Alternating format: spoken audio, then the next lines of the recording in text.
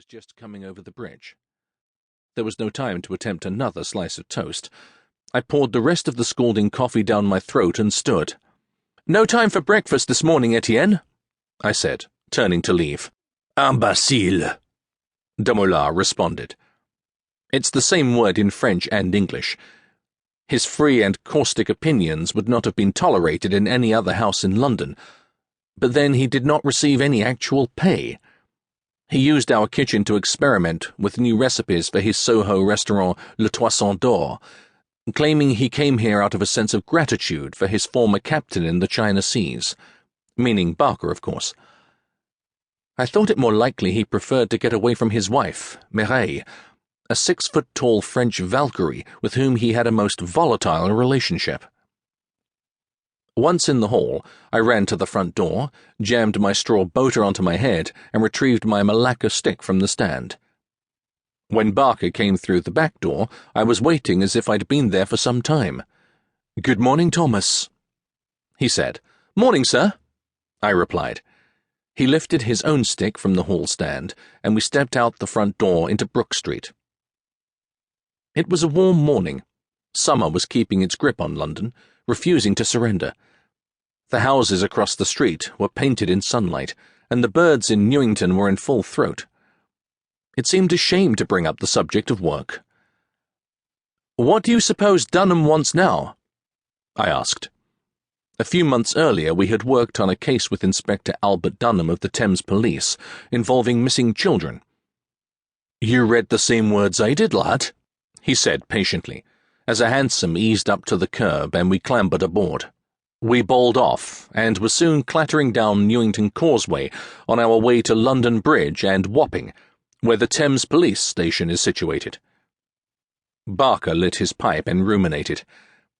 Any attempt on my part to instigate polite conversation would have been met with stern resistance, and, at any rate, what would we have discussed? He attended no theatre, was tone-deaf, and read few novels. I had not the time to look at the morning's newspapers, and it was too early to discuss ethics, religion, or politics. I had left without eating my toast, merely to sit in a cab for 45 minutes with nothing to do. Eons later we arrived at the curious vertical building that housed the Thames Police, and were directed around to the back to where the steam launches bobbed gently like tin boats in a bath. In the centre of the dock, a large tarpaulin had been thrown over an object roughly the size of a chest of drawers. Whatever it was, the object was sodden, probably having been fished from the river. It had also been doused in carbolic, but the constables who manned the dock had managed to use both too much and not enough. It stung the nostrils, but did not sufficiently cloak the reek that emanated from it. "Hello, Barker," Dunham said, coming out of the station with Inspector Poole of the yard. Dunham was short, barrel-chested, and bandy-legged, while Poole was tall and thin. Dunham had white hair like a wad of cotton, with brows and a moustache as black as shoe polish, whereas Poole was going bald with his long, sandy side whiskers that swagged to his moustache like curtains.